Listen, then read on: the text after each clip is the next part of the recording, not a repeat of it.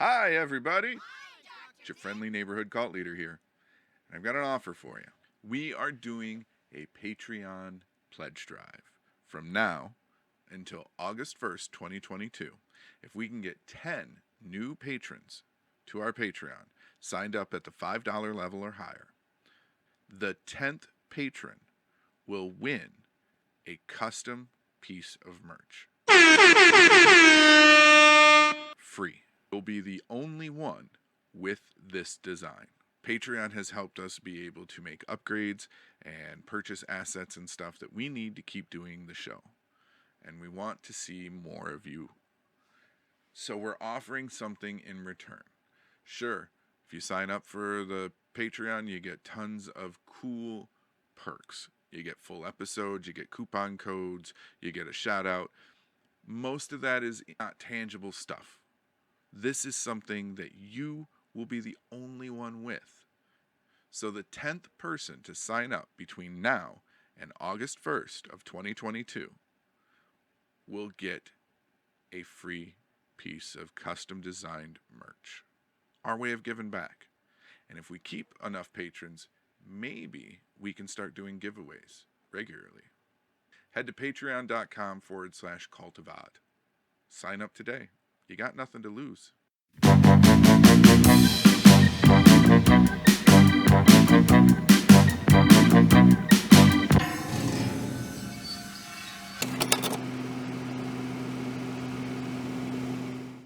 You're about to listen to our program Eng.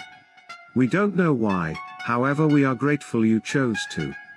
We do wish to inform you that the views, opinions and overall morality do not necessarily reflect those of the station, interview guests, sponsors or musical entities.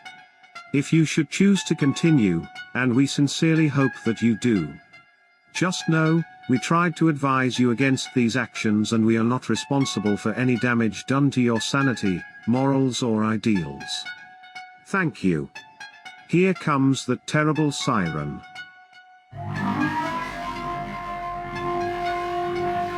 One of us.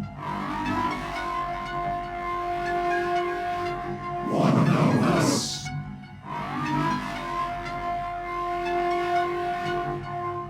I am aware I am a humble man. that you feel you don't belong. I won't say you should follow me. You are welcome.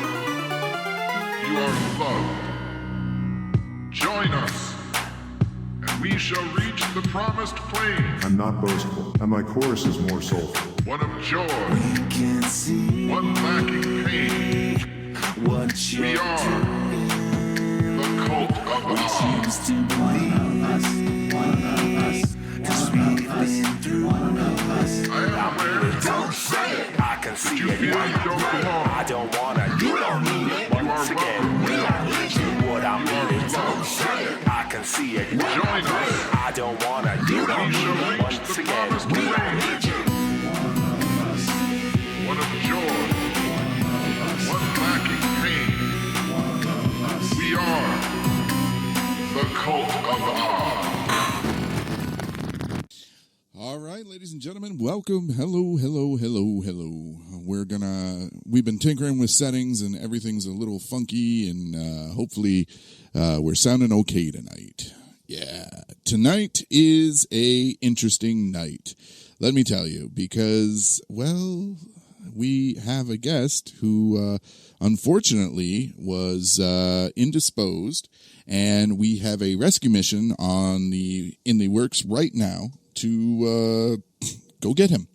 Our guest this evening is Nate Thompson. You guys, if you've been paying attention to Facebook, if you're in the Michigan area or the Ohio area, you know Nate Thompson because he has been all over your Facebook feed. He will be here. Just stick with me because he ended up getting a flat tire about 20 minutes away, and my other guest this evening, my friend Paul, has gone to get him. So they will be here. But I've got a little bit of pandering to do, which is cool because I've got some stuff to talk about before we get started this evening. First and foremost, we have a brand new sponsor for the Cult of Odd. We picked up the sponsor, Lucky's Gourmet Subs and Fries. They are located here in Wayne, Michigan at 4422 South Wayne Road. Lucky's Gourmet Subs and Fries, man. I can't say enough good about them. Their food is excellent, high quality stuff. And the fries, oh my God, the stuff that he's come up with to do. Lobster mac and cheese fries, Philly cheesesteak fries. I mean, you pay very little and get a whole lot. So I want you to make sure you check out Lucky's Gourmet Subs and Fries. We're going to put up links so you can see their website and whatnot. But all means, if you're in the area, go check them out. I'm adjusting settings because I'm noticing that it looks like I'm coming in a little low, and that's not good. All right, so yeah, check out Lucky's Gourmet Subs and Fries. You're going to be hearing a commercial for them starting next week. We're doing the on-air read stuff tonight. They've got every kind of sub you could think of, like turkey sub, spicy Italian. Ali really likes their buffalo chicken, and I can't say enough good. It's a small business that does good food. Also this week, and actually for the next month, I am doing a charity stream every single day for St. Jude's Children's Research Hospital. I started on Wednesday, June 15th, and we're going to be doing a stream every single day until July 15th. And then we're going to probably keep streaming to Twitch after the fact. So me and my friends have been playing Fallout 76 for the last 3 days. We have collectively streamed for 1,140 minutes. That's right, 1,140 minutes. We were only supposed to do 60 minutes a week, but, hey, I don't do anything just half-assed. I use my whole ass. That's right. I don't know what's going on. How do I sound? I know you're in the chat. I see a bunch of people in there. Hello, Hootis. Hello, Delane. How does it sound, Hootis? Do I sound okay to you? Because you're usually Johnny on the spot to let me know if anything's going wrong.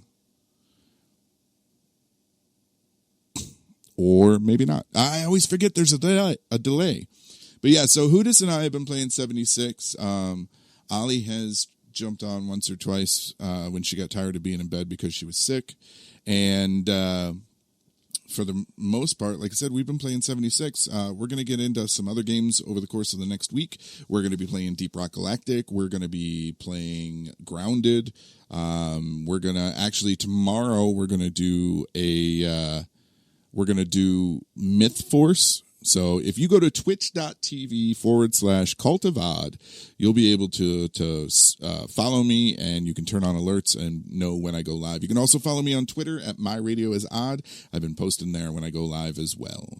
But St. Jude's Children's Research Hospital is a fantastic organization for all that they do for the families of children with cancer. The families don't have to pay anything.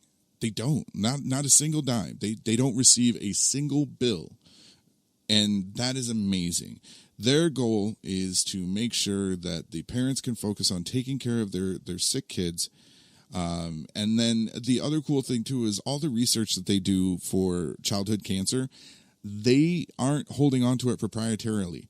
They are freely giving it to every other doctor and organization out there, everything that they come up with. Their goal is to eradicate childhood cancer. And through donations and fundraising and all sorts of other efforts that they do, they are quickly working towards that goal. So if you want to do some good or you want to just share, please keep an eye out on the Cult of Odd Facebook wall or my personal Twitter. I've been posting it everywhere. You should have seen it by now. If you follow me in any way, shape, or form. If you are new to the Cult of Odd, welcome. Thank you for joining us. As I said, Nate Thompson will be here. He caught a flat tire, and we have a rescue mission to go get him. As Paul referred to his car, it is a clapped-out shitbox going to pick him up. What else is there? We did a really cool interview this week. If you're a member of our Patreon, we spoke to a guy named Anthony Butcher. Anthony is from the UK, and he is riding across the United States for multiple sclerosis. He is raising money going from New York to San Francisco. He is in the final stretch of his journey. We were able to speak to him and do an interview with him. Patrons got that on Wednesday, and the interview roulette segment will be going up to YouTube tomorrow morning. And then on Tuesday, we got a Tell Me a Story segment out of him. I'll also be doing an interview tomorrow morning, or tomorrow afternoon, actually, with Stephen Taibbi. Stephen Taibbi is an interesting man. He has received 2 heart transplants, and he has written a book called Living in the Shadow of My Heart. And it is about his journey through the heart transplants and meeting the donor family and everything in between. So those are the important things that we have to cover. And here, I was worried I wasn't going to be able to fill all that time, and we're only 9 minutes in. You know, it's a wonderful thing when you're hopped up on caffeine. We took last week off because Nate had something that came up that he wasn't able to get here. I swear it was, I posted my personal Facebook wall. It was almost like the spirits are trying to keep Nate from joining us, but never fear, odd is here, and where there's an odd, there's a way. I know that's not how the saying goes. We've got designs up on the merch shop. We've got our Patreon. We're still running that thing where if we get 10 new subscribers to our 10 new patrons, the 10th patron will get a free piece of merch, custom design. Nobody else can have it. Only that person. We offer 3 different tiers at the Patreon, the $5, the $10, and the $20 level. $5 level gets you all the episodes, a shout out, and a coupon code from Motor City Candleworks. $10 level gets you all that and a access to the audio version of the interviews, and the $20 level gets you all of that plus access to the video interviews and a bigger discount at MotorCityCandleworks.com. You can get to it by going to patreon.com/cult of odd. All right, well, they should be here or be back here in about 10 minutes. How's everyone doing tonight? I see in the chat room we have Brian Morin, we have Delane, we have Oddman. Yeah, I'm in the chat. We have Hoodis. Also, too, I want to thank you, Justin Burnside, one of our patrons. He donated $45 to our charity effort early this morning.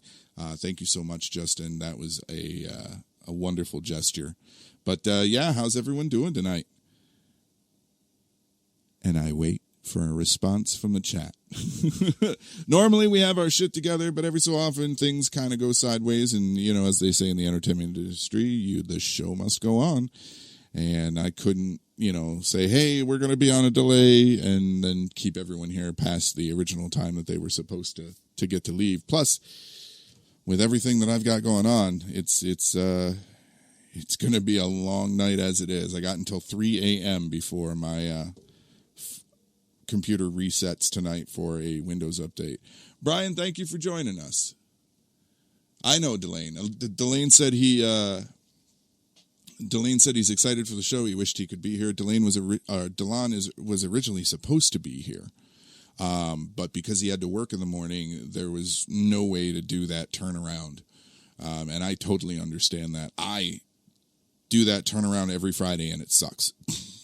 I have no idea, Delon, what time you have to get up for work, but I guarantee it's probably right around the same time. And Brian, thank you for joining us. I hope you stick around after the fact. We're always looking for new listeners. I see we got a bunch of other people listening that aren't in the chat. If you want to be in the chat room, go to tapdetroit.com/chat room. And all you got to do is pick a username, and you can interact with us in the chat. I'm going to do my best tonight because I know there's a lot of people that are interested in this. And 5:30, you know what? I'm up at about 6:30, 7 o'clock after going to bed at like 2 or 3. So, yeah, I'm right there with you. But I know there was a lot of people that were interested in what Nate's doing and have a ton of questions. So I wanted to make sure that everybody knew that there was a chat room so you could come in. And I'm going to do my best to try to answer any of the questions that do pop up into the chat room. I also got the chance to sit and watch Nate's short films, and they are freaking amazing. I am a big fan of horror, and especially indie horror, and so Nate's films definitely scratched that itch. But, Hoodus I saw. Yeah, I know. If you're not wrestling fans, this bit won't matter to you, but Hoodus and I are wrestling fans, and, Vince McMahon is having a bad day. It's nice to see that the company is allowing him to save face by stepping down before the shit hits the fan, but, damage has been done. That's all there is to it. I do want to also say that I got pulled into this charity. Yeah, I liked Dead Record as well. I got pulled into this charity by Kraith TV. You guys may remember him from a few episodes ago. Kraith has been a member of the cult for a little while now, and he has helped me with a couple of video projects, and he hit me up, and he was like, hey, man, I'm doing this charity thing. Do you want to be a member of my team? And his team is Player 2 Connected. A bunch of great guys. Angry Gnome, Gabe, Nuka, Kraith, and there's one or two others that I'm forgetting, and I'm sorry for that, but we're all collectively putting in the time and trying to raise as much money. We each have a $200 goal, so right now the members of the team, our total goal is about $1,000, and we're about collectively $200-300 into that. So I mean, it's cool. We all get to hang out together and play for a wonderful cause. So. But Kraith, Kraith has been going through some stuff over the last day or so, and I just want to say he is an awesome guy. If you haven't checked out his stuff, you can go to YouTube and look up Kraith TV. That's Kraith, Wraith with a C in front of it, TV, or you can find him on Twitch at twitch.tv/Kraith TV. Angry Gnome. We'll post links to all their channels and stuff with this too. I hear my dog barking, so that means they may have returned. And only about 15 minutes. That's all I had to cover and pander for. I'm pretty pleased with that. And I'm glad that they were able to get him and save him, because we did not want to have to reschedule yet again for this. And we understand that shit happens, or as we say, life happens. So thankfully, my good friend Paul was able to go get him. You're on the couch, your bag's on the TV. The words on the mic need to be facing you when you're talking. Nate, you're in that chair there, and just speak right into that mic right there. What? The what? The words on the mic? Yeah, you'll see them. What mic? What am I... This mic right here, correct? And the white one. This mic right here. The words on the mic. Yeah. It's set so you're... Okay, yeah, so like this? Go ahead and talk. Can you hear me now? Is this pretty good for talking? Yeah. This is a good voice angle, distance, Nate, speed. can you... Is check. Is this the... I don't know if this is adequate enough. Louder. A little bit louder? Yep. Perfect. Like you're shouting at me. Outstanding. All right, Nate, welcome. Yeah. I'll be damned. It's about time. It took one rescheduling, almost two, and I'm glad that we didn't... I was coming here regardless. I knew that. We were making it, and I was It's going to be 11 o'clock. He's like, I'm here. Let's do something. Let's do something, anything. All right, so let me wind it back. Welcome, ladies and gentlemen. You're listening to The Cult of Odd, and my guest tonight is the one, the only, Nate Thompson. Appreciate being here, man. I just, it like I said, it was a absolute kind of effort to be here. I'm at a loss for words because there's still a situation I have to deal with after this. For a few hours, though, all is well. Hours, yeah, we We're are going to try and scot forget about free. that for Yeah, Yeah. Yep, perfect. And then also with me is my good friend Paul Jameson. I met Paul years ago. We were both part of a club called the Motor City Haunt Club. And it was a bunch of people that were really into Halloween and like going to haunts and stuff like that. And they got together and learned how to make certain things. You say was, but it was like I was one of the founding members of the club in 2004 when it started. Well, I didn't know It that. still is a club that exists, although we haven't really had many meetings since the pandemic.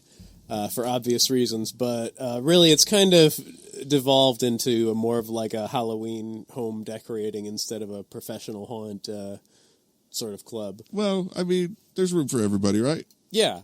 I'm just saying that's like what it is. It's like not. It wouldn't be. You wouldn't necessarily recognize it as the haunt club if you went there now. Well, I mean, most of the people that I met, or at least that I collectively clearly remember, they were home haunters. There's only like one or two actual like haunt owners, and they didn't think too much of the goings on. They thought it was more home haunty, anyways. I dug it. I learned how to do a couple of cool things. So I don't think I could rebuild that vortex thing though if I tried.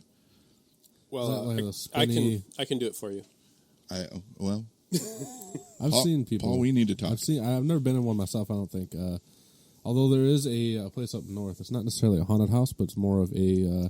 It's in Mackinac City. It's kind of like a weird, mysterious kind of place. Almost set up. Oh, like the mystery spot. Yes, the mystery spot would not pass today's fire codes. I asked them. I specifically came out of the mystery spot, and I asked the guys working there, "How do you guys deal with the fire inspectors and the building inspectors?" And they said, "Well, it's grandfathered in. We're not actually allowed to change anything because if we had to, we couldn't." Continue this sort of attraction. I think they have a vortex type thing in there, if I remember correctly, or maybe not. But well, okay, so I've seen them before. The vortex thing I'm talking about is it was like half of a lotion container. It had a computer fan in there, a little mirror, and a laser. And what you would do is a laser vortex. Yeah, you would basically shine it on smoke, like from a smoke machine. Like the laser swamp effect, where it's like a plane. Yeah. Well, it's like that, but it's a cone. So it's like a cone of light, so you're like inside this like laser vortex. And the same way you can like reach up and scare people from under the swamp, you can have actors like outside this cone. And with the fog swirling around it, like the more varied amounts of fog you have, the better it looks. It's a pretty cool effect. Yeah. Gotcha, okay. But that's the stuff we learned. We learned how to one of the other things I remember learning how to do was how to age things. Like make it look kind of decrepit and aged. Okay. We had a little plastic lantern that we ended up making look like it was aged wrought iron or not wrought iron, but cast iron. Okay. Oh, yeah. Okay. It ended up looking like aged cast iron when we were done with everything. So it was neat. As a kid who grew up watching monster movies and wanting to know how the hell they did all that stuff, yep. I had fun. But Nate, all right, man. I know everybody under the sun has been asking you every question you could possibly ever think of regarding what you're doing. Start at the beginning. Okay, yeah. Because my sister was like, "What?" My sister was like, "What is Irish Hills?" Because I was telling her, this place in Irish Hills." She's like, "What is that?" How do you live here and not know like that stretch at Irish Hills? How old's your sister? She's 4 years younger than I am, however old that is. Okay, cool. I forgot how old I We're going to use... She's 30 or 36, 37, something like that. That's fair, give or take. 30. I think she's 36 or 35. My co-host Ace, I mentioned it to him, and he was aware that there's stuff out at Irish Hills, but had no idea what it was out there. I'm going to be completely honest with you. Maybe it just requires me doing a little bit more due diligence on my behalf, but I didn't really know much about the place either before I was taken out there, and that was one of the reasons. Okay, yeah, and that was one of the reasons why I actually went out there to begin with, is because the people that the owners of the Stagecoach and the land out there, they were like, hey, we seen that you did the horror film premiere in Monroe. It was well publicized, and that's Dead Record, right? Yeah, yep, Dead Record. We did it at the River Raisin Center, and it was well publicized and a pretty good turnout. So they're like, "Hey, I want you to come check out the haunted house." I'm assuming it's probably like to partner together and work to almost like revamp it or bring more people to the haunt, which I'm totally cool with. I'll help out too. That's a separate thing. I'm more than happy to help out with that because I like haunted houses. Who doesn't? Yeah. But I ended up, they walked me kind of around the property, around the haunted house, and then we went back past this section of buildings, and it was like this old courtyard. I guess back in the day, it was like the old Times Square where they would have their general store, et cetera, et cetera. But, it's kind of, paint's chipping off the walls and all the poles, and cobwebs are everywhere. So I'm kind of digging it already, in a sense. I feel at home. Right. But then I look through and I noticed like there's old display cases and old stands. So someone obviously was in here, maybe within even like the last 10 years, trying to get something going, but never really. So there's life, but there's not. It's good potential, but no one was really doing it. Let me pause right there. So what he's talking about is a place out in Irish Hills called Stagecoach Stop. Correct. Okay. Yeah, sorry. Back when I was a child, when I was but a wee babe. Back it up. Start what is Irish Hills? Okay, what is Irish Hills? Okay.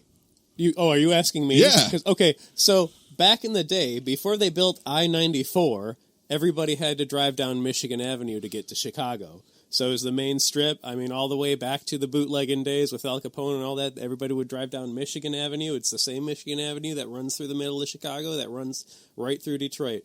And about halfway down is Irish Hills, Michigan, and so that made it kind of a natural place where people would put up motels and kitschy, tourist trappy kind of places. And so that's basically what it was. It was all these kitschy, tourist trappy places. There's this concrete dinosaur forest and this old west town. And these Indian teepee things. And it's now it's since they put in the highway, nobody drives there anymore. It's all abandoned, basically. Kind of like Route 66.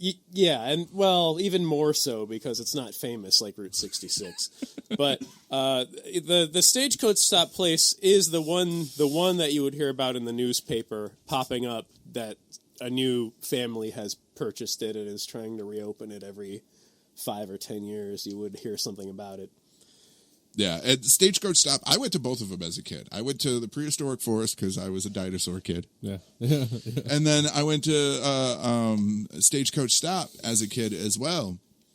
And Stagecoach Stop was cool, It was. I was when they took me there. I swore we were going to the prehistoric forest because we were out there again. I was like, dinosaurs, and they're like, no, Old West, and I'm like, dinosaurs. But I somewhere around here, probably up in my mother's old stuff, there is a picture from the old timey wanted poster and stuff that they would do there, and you could see what the two things that I remember most from Stagecoach Stop was watching the person do the loom work that they did, and then the other thing was watching the typesetter because they had an old print press.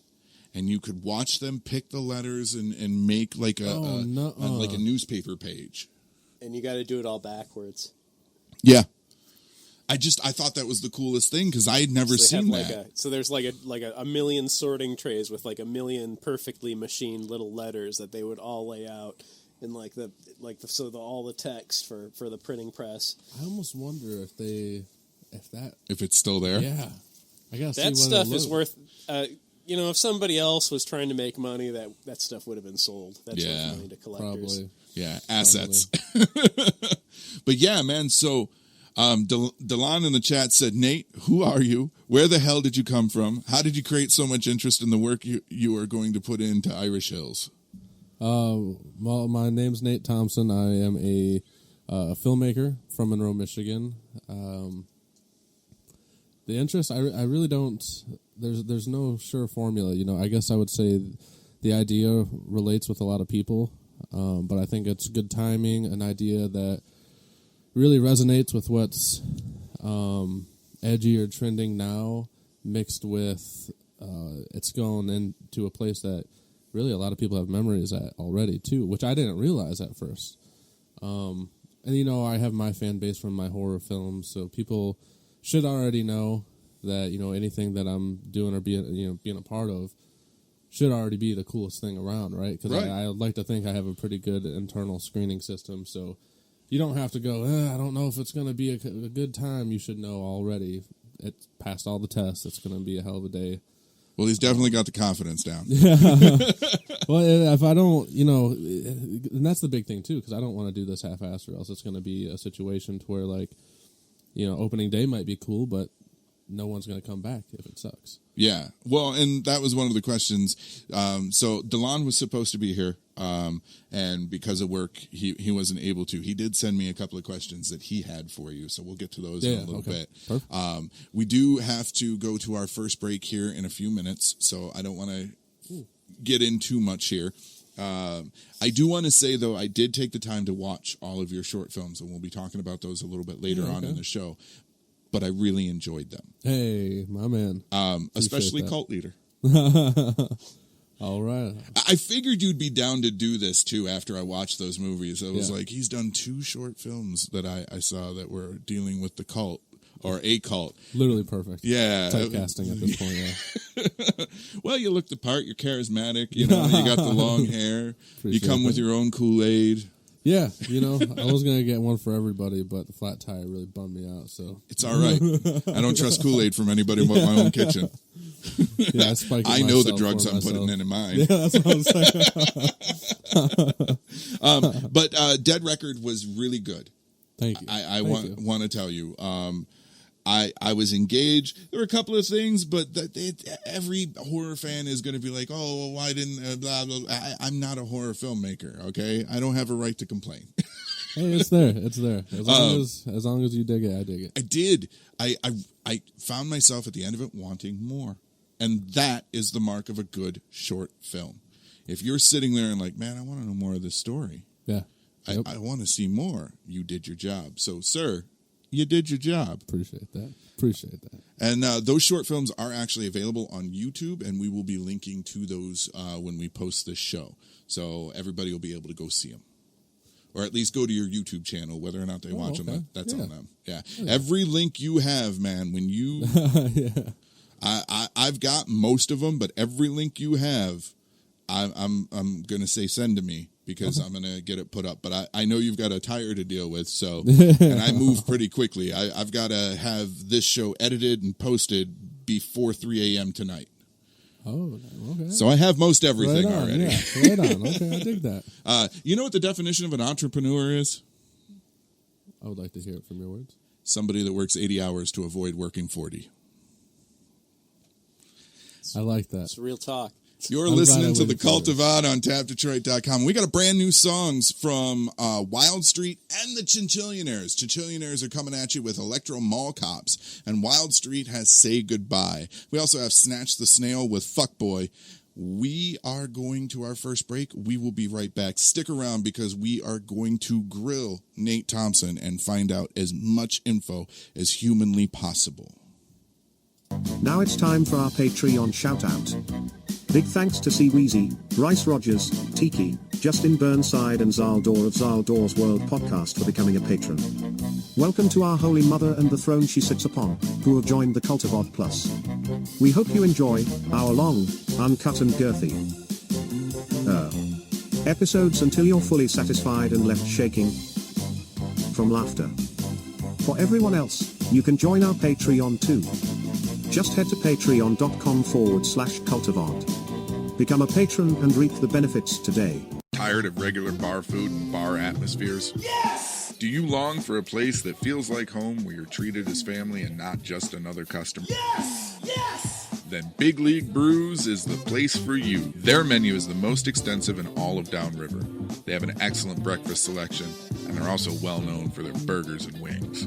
But hey, if you don't want to believe just some guy on the radio, Big League Brews has been voted best sports bar in Metro Detroit by Click on Detroit 6 years in a row. Wow! They have the friendliest staff and a wide array of cocktails and beers, 26 of them on draft, with new creations regularly. Yes! Yes! Yes! And if you're looking for work, Big League Brews offers the most competitive wages with great medical and dental and vision benefits and plenty of paid time off. So what are you waiting for? Get on over to Big League Brews, located at 20428 Ecorse Road in Taylor, Michigan, or head to bigleaguebrews.com for more info. Big League Brews, go beyond ordinary, eat and drink extraordinary.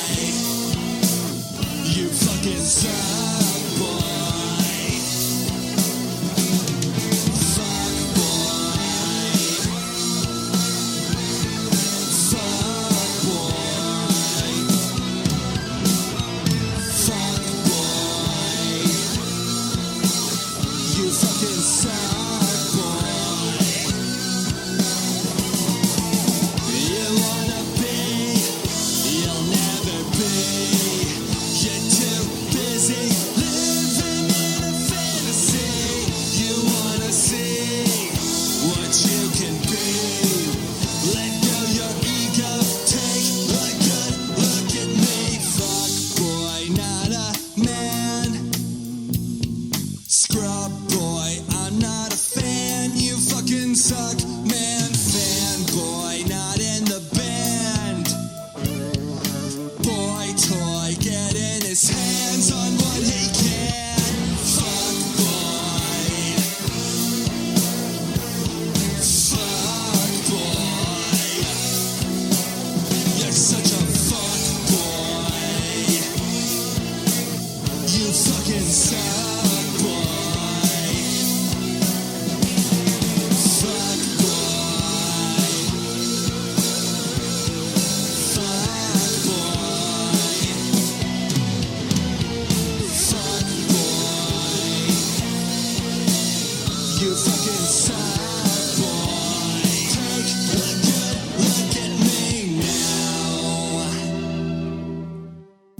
Are you tired of incense that stinks?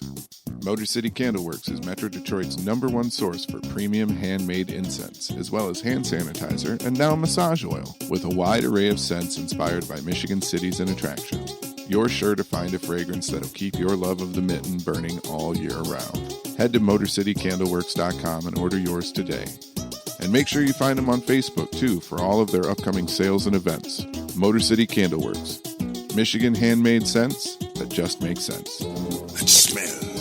The kind of smelly smell. All right, Nate, are you ready for your grilling? I think so. All right. I think so. One of the things that you've talked about putting into this horror town, actually, before I even get into that, horror town. Yeah. Okay. I for years, and I mentioned this to Paul the other day while I was on the phone with him, for years, I have been dying for someone to make the horror version of Bronner's. Right? That whole little Christmas village thing that they got going on out there. I friggin' hate Christmas. I think it's just a gaudy holiday. or like the Halloween version of Frankenmuth might be a better. Yeah, okay. Because Bronner's is just a store. You want more than just. Is it just a store at this point? Isn't it like 4 or 5 Walmarts in size? It's an experience. All I know is I need a holly jolly inoculation after visiting. I mean, the only people who've had more Jesus inside of them were altar boys. So. Woo!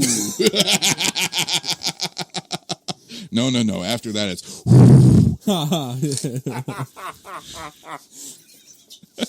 But no. So is that when I'm assuming this is like the ultimate goal is to turn a year-round spot for you to go get your haunt and Halloween vibe?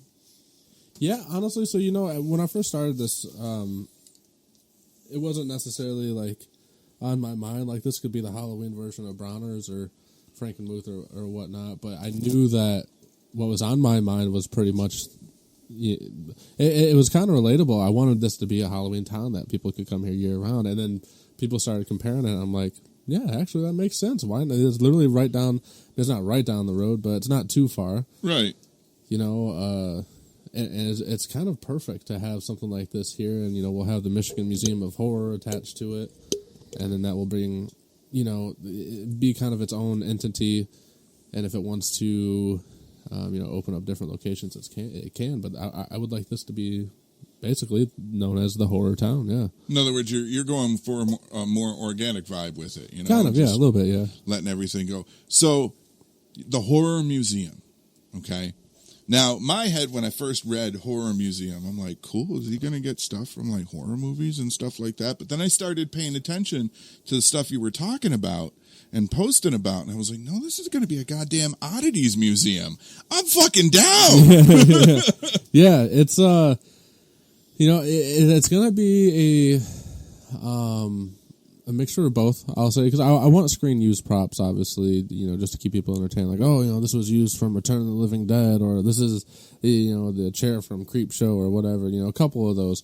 But for the most part, yeah, I would like it to be almost medical in a sense, or scientific in a sense, where people can walk through and you have one of the exhibits is not super creative in its name, but it's called the Skull and Bones exhibit, right? And it's literally the skull and bones. So whether we show only humans or humans and maybe different animals that are kind of hard to come by. I think I seen somebody, one of the oddity dealers had a like a rainbow dolphin skull, and I was just like, huh, that's interesting. I don't think you're going to see anything like that anywhere around Michigan. That's for sure. And No.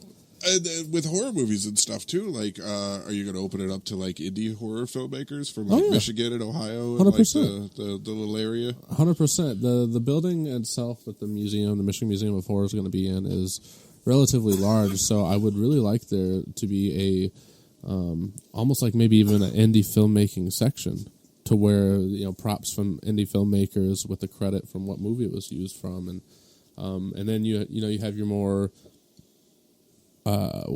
well-known, feature film props, and then really my big thing is definitely the oddities, because that's going to get people going, what the hell is that? So for the past couple of years, I've been putting up an Amazon wish list for my birthday. Because somebody told me to do it. I am going to tell you that at any given time, there's at least 3 or 4 wet specimens on that list, because it's just something I want, and I've not been able to save up the money to get it. Like, I want a wet specimen of an octopus. Yeah. There's a bat on there. There's some articulated bones. I want the bat, but I want the one that's they have bats that are in jars. Like these really nice black jars, and then they have like matching bats, but like the skeletons. I want both of them. I want one, full, and then one with the skeleton, just for my own personal collection, but for the museum too. One of my favorite TV shows was a show called Oddities, and it was about a shop that was in like New York, New Jersey, somewhere in there, and that's what they did is they sold oddities and stuff like that, articulated skeletons, wet was this specimens. Like nonfiction, or was it? No, it was like TLC, it was like or a something reality like that. show Yeah. about these guys that ran this oddity shop. Yeah, think comic And they're book men weird, for and they're weirdos. weird Gotcha, customers. Yeah. Who were, I think. Are the they weird focus was- customers or just customers at that point? that one guy, Edgar, was quite the, if you remember, Quite the oddity he's himself. this guy who always talks like this and says that it's, that's just how he talks all the time. It's not like a voice that he puts on. Yeah, So like I that's said, just how he learned to talk for some reason. are they weird customers or just customers?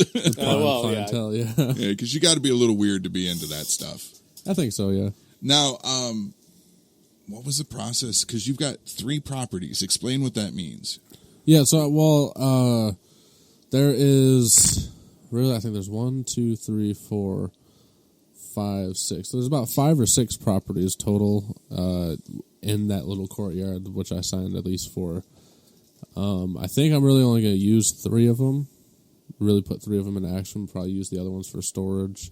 I don't know. Operations, things like there's that. still a lot, to throw around, but I know exactly what I do want in there, so we can get by for a little bit. And Buddy, then you're maybe make talking cool August to be additions. open, so... Yeah. Worst case scenario, we gotta push it back to September. Yeah. But no, I've been going out there every day that I can and just doing little stuff. Really starting with pushing a broom and then getting the paint going. And I don't have a big team of volunteers or really people helping me. My fiance, love her to death. She ends up helping me, and we have 3 kids, so one of us ends up like getting the horror crying movie in and of baby. itself. It's she can only do so much, and God bless her heart, but I appreciate her helping me, and it's just one of those things. Slowly by surely, we'll get it. Yeah, women always say they want a man who's driven and has a dream until they get a man who's driven and has a dream. That's exactly how I feel. Yeah, like, listen, I'm sorry, you don't understand, but I have to be away for the next 4 days, and I swear to you, I'm painting. I'll tell you what, my wife does a lot for me when it comes to the show. She makes sure that everything's kept up and nice for when we have guests in and whatnot. And the other thing, like with doing the streaming for the charity thing that I've been doing last couple of days that I've got a full month of, I have no idea how to run Twitch. None. Absolutely no idea. I'm hitting that point where I'm old enough where new technology is just like so yeah, she has been a godsend in helping me get set up to even do this charity stream. But yeah, like I said, women always say they want a man who's driven and has a dream until they get one, and then it's like, well, could you be more of a slob for this week, please? Yeah, well, that's exactly. It's. That's exactly what it is. So I'm going to get to a couple of DeLon's questions here. The first and foremost question that he sent, are you going to be using animatronics or real actors? Well, I think, I believe, if I'm not mistaken, there's some animatronics still on the property. I haven't seen them run, so I don't really know what we have. That's... Well, they do that when nobody's around. Yeah. Yeah. I was wondering how that door kept getting open, man. No, I would like to, reevaluate the equipment again, but how we were going to do it was going to be primarily actor based, unless I could find somebody that I trust to really take care of the animatronics and do a great job. If only we knew somebody who knew something about animatronics. So until we I think if only we knew somebody who's been building animatronics since 5th grade. Yeah, I think I know a guy. His name has something to do with whiskey. yeah. Or porn stars.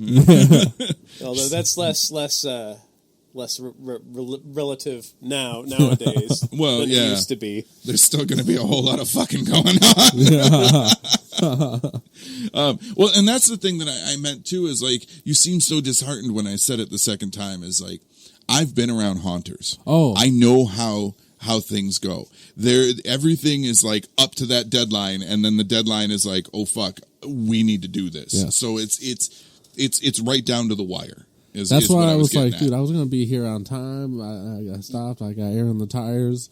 I was like, this is great, because they were flat already a little bit. And then I was like, I'll just they got a drink. We're going to be on time. Great. And then we hit the highway, and I'm like, I'm going to have to video chat him, because this is literally, he's not going to believe it unless I show him.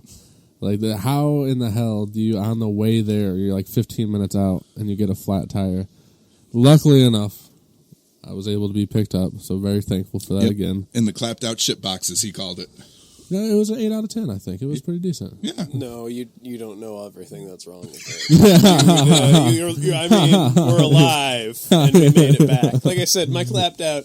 It's actually my wife. My wife's like, I need a new car. My wife doesn't sound like that. I need a new car. My wife, I need a new car because mine sucks, and I don't know what, the supply chain. I don't know if we're going to be able to get a new one, so we got to get a new car right now. And I'm like, we just happen to have enough money to put a down payment on a new car. So I'm like, fine.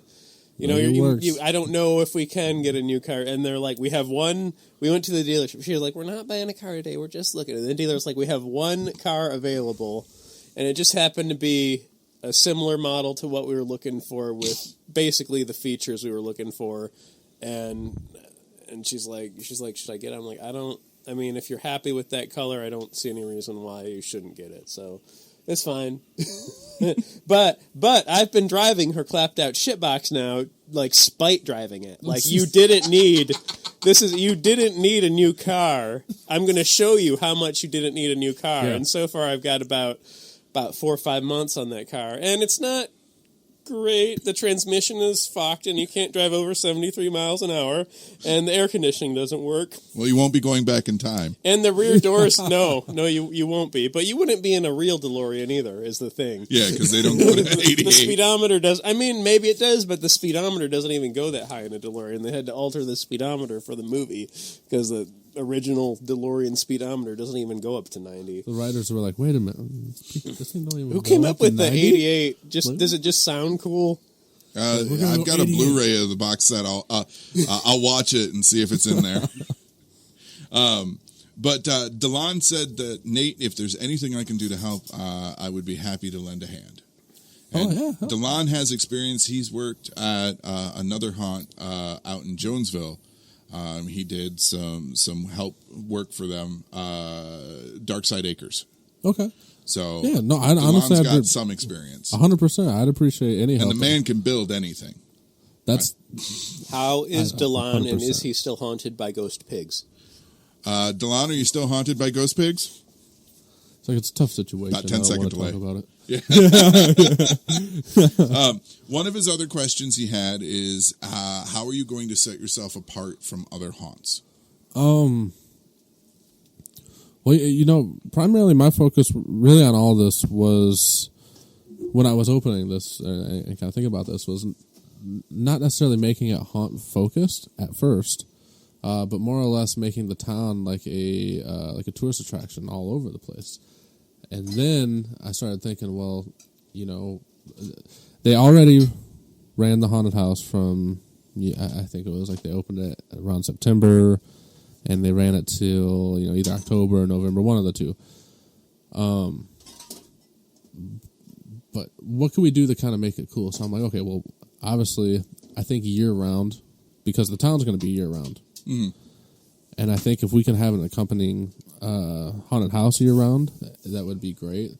The initial problem would be, you know, especially with having all the actors, is how can we generate enough revenue consistently to be able to, you know, obviously pay actors and then pay all the employees. And well, I assume in the beginning it's going to be a labor of love. Yeah, I'm assuming as well, but that's where the hopefully the tourist attraction thing comes in, and it does have consistent business, and, you know, with a little bit of elbow grease and planning, and, you know, even event planning through what we deem will be the slower months. I'm really thinking and I'm really confident that we have as long as we put it all together and it makes sense, that we'll have a good plan for that. I've got a suggestion: Horrorbilly concerts. Oh my God. Horrorbilly concerts in the slow seasons. I've never even thought about that. Yeah, I'll take that suggestion. Yeah, so I do 15 minutes of pre-show music before everything gets started, just to make sure that everything's connected and running and everything. I played a bunch of Horrorbilly music beforehand because it just felt right. But yeah, Horrorbilly concerts. Dude, I'm 100% down. Yeah. We're going to have, so I don't know if either of you guys are into wrestling, but I am. So there's I don't want to say old, because he's not old. Old school wrestler. Exactly. Yeah. Traditional, respectful. From the Attitude Era. He used to wrestle on ECW a lot. His name's Rhino. His wrestler name. Okay. Rhino's from Michigan, yeah. Yeah. So, you know, so I do all the video work for IWR, which is his wrestling promotion up in Monroe. So Dude, if you get me an interview with Rhino, I will fucking bend over backwards and do anything with you. Have you ever been to the show? No, dude, if you want to go, I mean, if you like, I've been to other wrestling promotions, but yeah, dude, not that one. he's a great guy. I mean, I'm sure we can. Where do they wrestle? Out. Like where? What city? Because gas is expensive. In Monroe. Okay. In Monroe, Strasbourg. However, I met with them just the other week, and I'm like, hey, you know, I have this horror town. The courtyard kind of reminds me of those vintage ECW arenas where they would have the fans up in the rafters, because there's only one rafter in the courtyard. Mm-hmm. But, you know, I can already see a couple spots with the boys kind of jumping off. And, yeah, you know, so I pitched it to them, and they were absolutely for it. So, you know, nothing's official yet. Right. But hopefully... Irons in the fire. Yeah, hopefully we'll be able to have some, you know, wrestling shows, some metal shows. I would even like to kind of throw some horror conventions or partner with people to do horror conventions there, just because it seems like an annual horror convention just makes sense. I mean, well, yeah, out there. Yeah. Right, yeah. Well, there is Motor City Nightmares that happens. Yep. I got nothing bad, or, you know, I'm indifferent to it. Like, I've had good experience, I've had bad experience. So I have not yet to go to that one. I just recently I had to do like an appearance at the it was Legacy. Okay. The first one. I think it was the first one they just did this year, and that was kind of my first time going to a convention around here. And I'm like, man, this is not how you run a business, because already as soon as I got there, I started spending money, and I was in the hole, and I'm like, I don't even care. Like, I'm just gonna, yeah. I was like, give me like 15, 20 minutes. There's this Harry Potter like wood sign. I'm just gonna go snag that real quick. It was like $30. I'm like, all right, just give it to me. Delon also had asked, and I'm sure I know the answer to this one, but I'm going to let you answer it yourself. Are you going to be using your filmmaking and theatric skills in the haunt or the town itself? Yeah, 110%. We're actually filming a horror film there already, so I'm already looking at it in a sense of how can we make it look, you know, cinematic and make it look cool, make it look creepy to people. You know, I pitched one of the things that I pitched to everyone is, hey, you know, I think I'm gonna go ahead and paint this whole courtyard all flat black, and the public, you know, a lot of people are like really cool about that. Mm-hmm. They're really down for that. because I wanted to create something where you walk past and it was just this kind of pit of blackness, and you're like, "What is that? I got to go there." And then you get some people from the One public. second, Kathleen. Go ahead. You get some people from the public that are like, you're gonna ruin the place, because the old paintings on the buildings from when they were a kid are still there. They're chipped away and faded, but they're still there. And I'm like, all right, I don't know. It's either gonna be heavily black or all black, and I don't know what I'm gonna do. I'm trying to make everybody happy, but also make it new and unique. So it's. Honestly, I wouldn't worry about making everyone happy. I would just run with what your vision is, and I'm pretty sure everyone's going to be okay with it. Everyone's going to have their advice. Right. Yeah. Hey, you should do this. Hey, you should do that. I get that shit all the time. And sometimes I get good ideas, and sometimes it's like, oh yeah, it's a good idea. No. Kathleen in the chat asked, so for concerts, do you also lease the amphitheater? Yeah. So we're gonna be doing. That's where we would be doing the theater, unless it was, poor weather. Then we could move it inside the hall that's attached to the courtyard. But I mean, if it's in the summer or the spring or fall, even 9 times out of 10, I'm gonna want to do something in the amphitheater.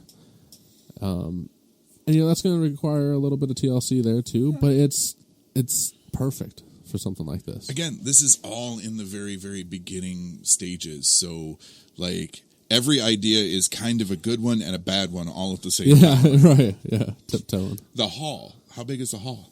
I do not know. If you had to estimate. I know we could. So if we were big doing enough to show a movie.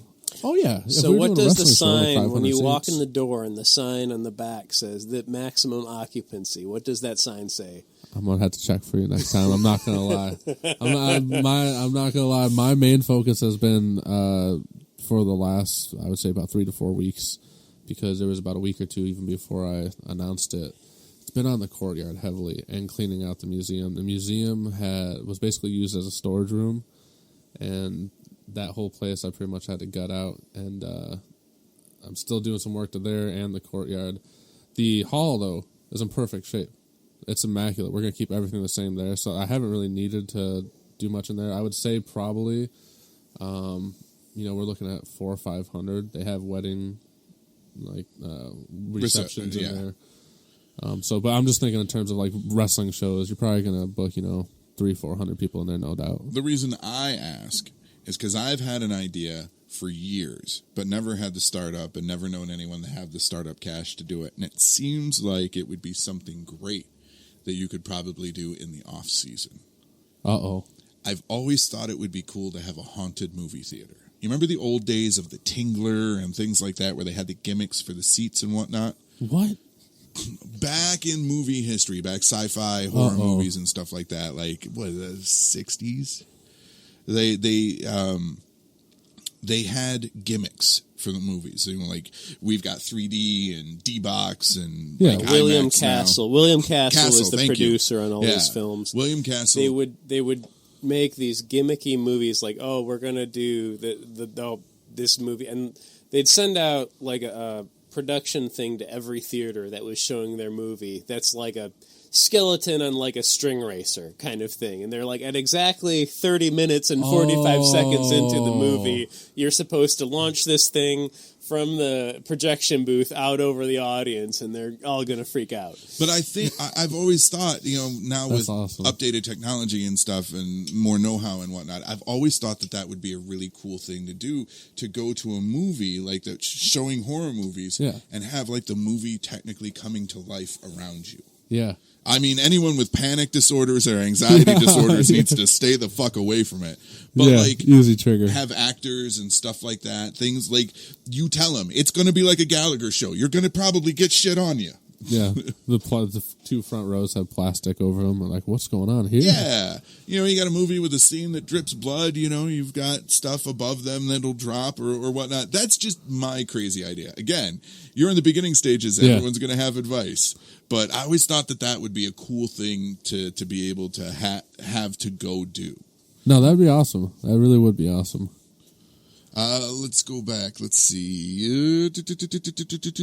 What is your niche going to be besides the town? How do you plan to attract people year-round? So I'm definitely more towards the oddity, or like I would say even like the witch community in a sense. You know, like the edgy, almost goth, almost. You know, like the goth '90s vibe. You know, that's kind of the vibe that I put out. No. Yeah. That's really the style of the place. You're going to walk through and, you know, the designs, the graphics, everything, you're going to feel like you're in an 80s to 90s slasher film.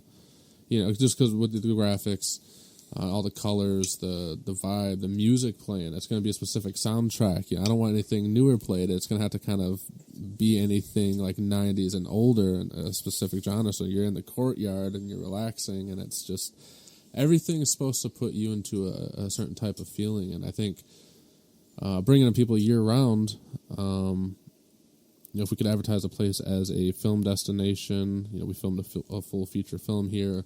We have the Michigan Museum of Horror that runs year-round. We'll have a year-round haunted house. So, you know, you get that itch in January or February, you literally have a place like, okay, well, let's just spend the next 3 hours down here. You know, go to their Halloween store with, you know, a bunch of Halloween masks in the window, buy whatever Halloween mask you want. And, you know, it could even be a place for maybe people need props to go buy when they go to these horror conventions that are happening around. And now we have all these props that people can come buy and bring up to get signed. Like, really, there's so many ideas with events and things that are already going in that place. I just think that if it has to be executed correctly, and then we have to stay fresh. So I'm thinking maybe quarterly, bring in a new exhibit, or even every 6 months, bring in a new exhibit. That way people that have been there before aren't just seeing the same old thing again. They have something new now, to where, you know, the price of admission's not going to be that much, but I still want it to be worth it to pay it again and again and again. Right. Because I want you to feel like you got your money's worth every single time. Yeah, you don't want to put it too low and have people get the feeling that you don't have faith in it, but you don't want to put it too high and have them be like, well, that's too expensive. Yeah, and to be worth going to Irish Hills, because it's not necessarily buy anything anymore. No. Yeah, right. Which, you know, could be a problem. Make sure you got your whole advertising campaign, you know, your marketing campaign down, because that's one of the lessons I learned from my failed commercial haunted house is just because you build it does not mean they will come. No matter how great it is, you need that marketing campaign to be on point. No, but I will tell you, you do know a radio show and a radio network that would be more than happy to advertise. There we go. There's step one. And then Delon's last question that he had sent me previously to this, and then I'll start looking in the chat to see if there are any more. Without giving away secrets, what do you feel will be the best part of your attractions? I know it's a really awkward thing, because like, I don't want to give anything away. I think it's going to be a mix-up between... Well, you know, I want to say the haunted house. I do, but I just have so many plans and cool ideas for people to see in the museum that I'm like, oh, I don't know. You know, I really see this being a place that people come here for the museum only. However, if I could really make that haunt kind of spectacular and worth it, I think that might be a draw in itself too. So I think it's going to be a tie. Now, I got a question for you. And it may be something you've thought of and maybe not. Would you offer possibly doing more than one Halloween? Like maybe once a month, have a day where... Because horror fans got kids. Like right. Everybody you're appealing to is in that age bracket where we're old and we have children. Maybe once a month offering a Halloween come trick or treat. So... Yes, and I will say I have 3 kids, so I do get it 110%. Because they love Halloween. I tell me I can have more than one Halloween. I'm down. I'm almost thinking. So I was actually thinking as well. That is a great idea. I was also thinking, you know, maybe kids, no matter what day it is, all of our places of operation, like the museum, our collectible store, the people walking around, they're always stocked with candy. And all the stores, the haunted, everything's stocked with candy. And I would think it would almost be cool for people to know, like, no matter what day it is, kids can bring a... Like you get a treat bag with your admission. And go to and trick or treat, and it's May 27th. You don't, or it could be January, like, but trick or treat, and no matter what, give a piece of candy and. Ooh, piece of candy. I love that. I love that idea. I would like to say halfway to Halloween is actually becoming a pretty big thing in the industry. A lot more of at least the bigger haunts are opening, and people are doing promotions and sales and stuff for halfway to Halloween. So it's almost like a little mini, like Christmas in July. Yeah. Like halfway to Halloween, it's becoming more and more of a thing every year. Well, I know, I don't know if either of you do, but I would imagine you do. Are either of you subscribed to Shudder? I'm not, because I pay so much for cable. I was, and then I checked out I'm Tubi. like the last person who. I like Tubi too, but Tubi Xfinity doesn't have Live. Joe Bob. Okay, that's fair. I wish I had Joe Bob. Yeah, that's fair. I miss Joe Bob from back in the day on TNT. Monster Vision. Yeah, so I absolutely love Joe Bob Briggs' Last Drive-In. That's the whole reason I pay $50 a year for Tubi. What or is not that? Tubi, for Shudder. It's a horror host. It was a horror host show. Like Elvira or something. But he's just like this hillbilly guy, and he'd show these old horror movies, and then he'd give you all this big details, like, we use 34 gallons of blood, 4 severed arms, 3 fingernails, Yeah. and so he'd do the big rundown, and then he'd do little sketches and stuff, and we'd be sitting outside his trailer. His set was like this trailer park. It still is. I don't know if it. Yeah, I still haven't is. seen the new one, so I'm not sure. It's not necessarily a trailer But park, like but it's a camper. He's this hillbilly guy. Kind of picture like Norm Macdonald, but he talks like a normal person. Yeah. So Joe Bob used to write for like Rolling Stone and some of the big magazines and whatnot, and like he was always into horror movies and around the horror industry, and so he started like all the experiences and stuff that he was having and talking with other people in the horror industry. He's a wealth of knowledge, man. It's like an encyclopedic education of horror movies every episode. They usually show 2 movies. It's a double feature. It's actually live. Everything's pre-recorded, but they try to make it seem like it's live. Friday nights, starting at 9 and running until whenever. It's usually 2 movies. Sometimes it's shit you've never heard of. Other times it's like some cult classics. And it's him and Darcy the Mail Girl. I'm going to tell you right now, Darcy is easy on the eyes. And she gives him shit endlessly. But yeah, it's a good show. So you can get a free trial of Shudder. You can get a 7-day free trial. And then if you say before the end of that 7 days, you like, it's too expensive, I can't do it, they'll give you the rest of the month or like a month free. But what if he submits his work? They should give him like a free membership for like years, right? That's AMC, man. I have no idea what they're going to do. I had Shudder, and I was like, I don't mind paying for it, but I was like, dude, I literally do not use this because any horror movies I want, I go to Tubi for. I went to Tubi, and I was like, they have the entire Puppet Master series. Dude, I was like, the horror, like this is. I checked out, their crime and drama and blah blah blah blah blah. But for horror, it seemed like their catalog was more extensive than anything. And I'm like, dude, this is unbelievable. No one's talking about this either. They're all like Shudder or almost maybe like Fright Fest. One of those. Full Moon has their own streaming service. Trauma started their own streaming service. But yeah, Tubi is a great resource if you just want to watch some really out there fucking horror movies. Amazon Prime is too, surprisingly. Like their horror movie there's selection. There's a lot of really bad stuff on there. Yeah. But I'm sure there's watching good it. stuff. I'm sure there's good stuff too. Most of the ones I click on Amazon, I'm like, my favorite like bad movie so far, and it's not even that bad, was a movie called Slacks.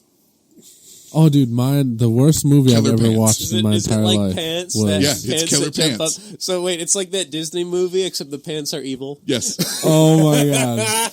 Yeah. That sounds fantastic. There was this one called Redneck Zombies. I think that was it. It was either American Redneck Zombies. No, I think it was just Redneck Zombies. If I remember watching it when I was like 14, and it was just on HBO late one night at like 1 a.m, and it was this god awful, like horribly shot, like 70s or 80s horror movie. But that was just the vibe. You know, it was like so bad that you had to keep watching it, and you were like, man, this is something. I got 2 more questions from the chat, and then we got to take our next break. First, will this be a family-friendly location or a suggested minimum age to attend? Family-friendly brings more people. There is a fine balance. It's gonna be.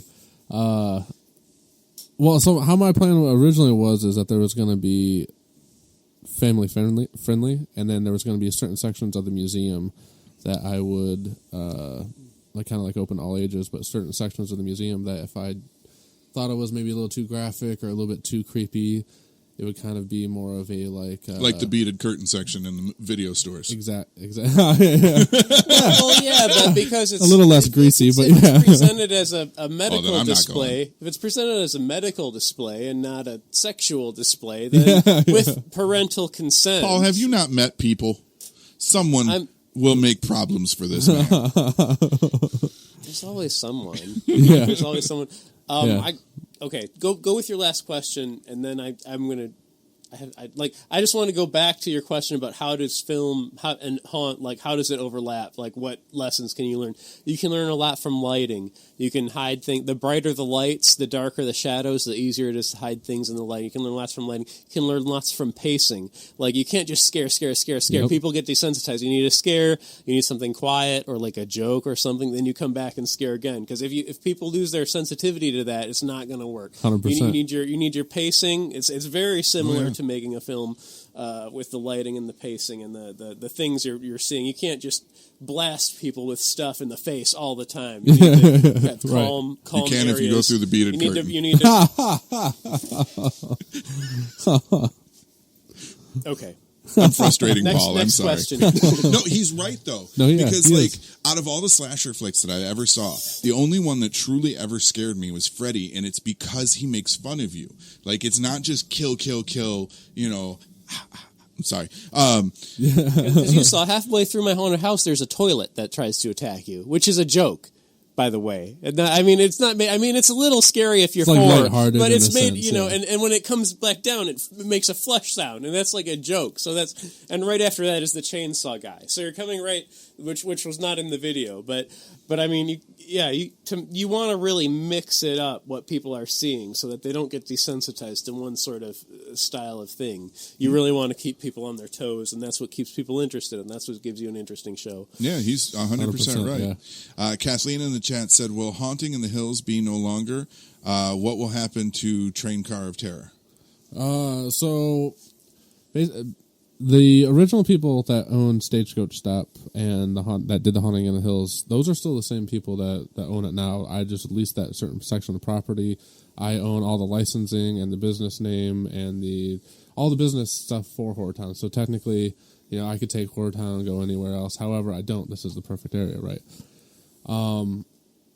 Really, I said I want to do a year-round haunt, but this is kind of a way that they've made money too for the last however long, and it's been, they've been used to it, right? So I don't really feel like it would be fair for me to go, okay, sweet, this is mine. You know, everything that you guys, the fan base that you've brought now for these months, this is all we're going to take this money now, and it's going to be technically part of Horror Town. No, I'm going to give up full control or finance, whatever, during those months to them. So that way, every year they still have the Haunting in the Hills. It's still the same exact thing that people haven't pretty much known, right? Obviously, the rooms will be changed around a little bit different because it'll be set up for the year-round haunted house, but that will still be Haunting in the Hills.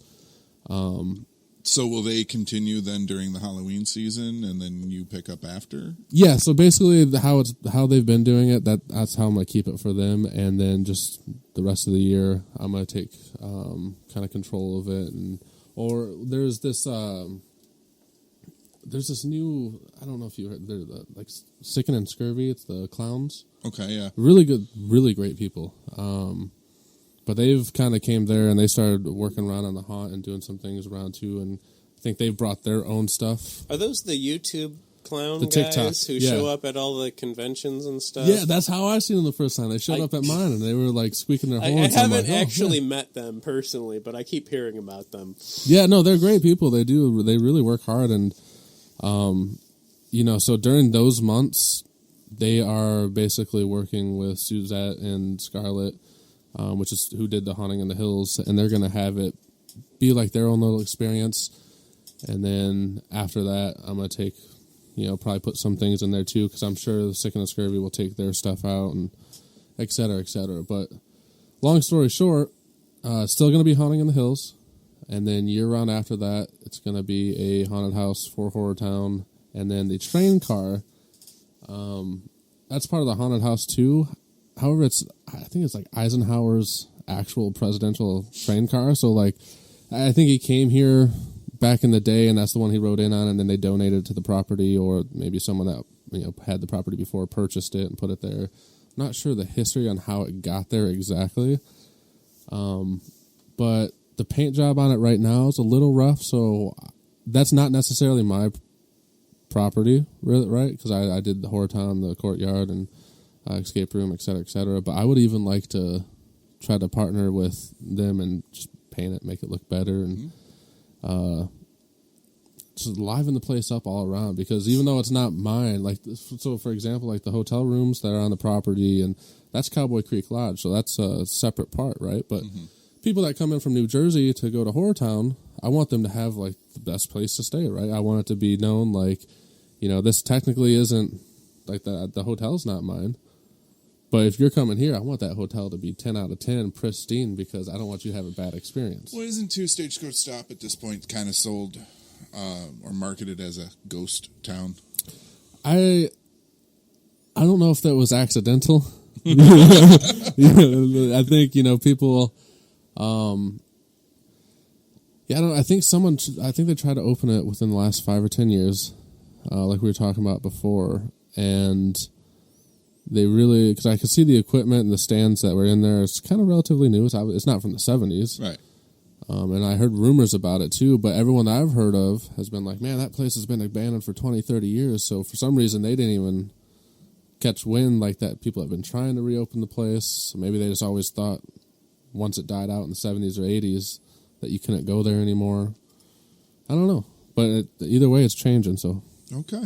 All right, we're going to go to our next break. You're going to get music from the Lonely Ones, Bryce J. Rogers, and Bullet to the Heart. You're going to get Real Big Trouble, Coffee and Bailey's, and Decay. And when we come back, we're going to talk more about Horror Town and the movies that Nate has done as well. You're listening to The Cult of Odd on tapdetroit.com, and we will be right back. One of us.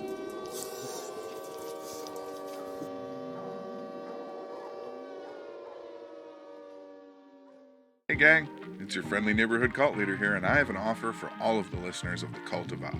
Are you like me, an avid reader, but you find yourself not having the time to actually sit down and crack open a good book? Well, we've partnered with Audible. Audible has thousands of titles to choose from. Your old favorite books, new releases, their own original content, self-help stuff, exercise help, it does not matter. Audible has it for you. I know myself when I'm doing stuff here in the studio, I have an audiobook usually going. If I'm working on graphics or doing copywriting for the shows, I have an audiobook going. I love stories. We tell stories through the show.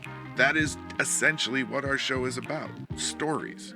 Audible lets you enjoy all of your audio entertainment in one spot. So what are you waiting for? Take advantage of it today. You get one free title a month. So in 30 days, they'll give you your first book free. You've got nothing to lose here. Go sign up and then come back and tell us how happy you are. Go to audibletrial.com/cultofodd and take advantage of getting 30 days free.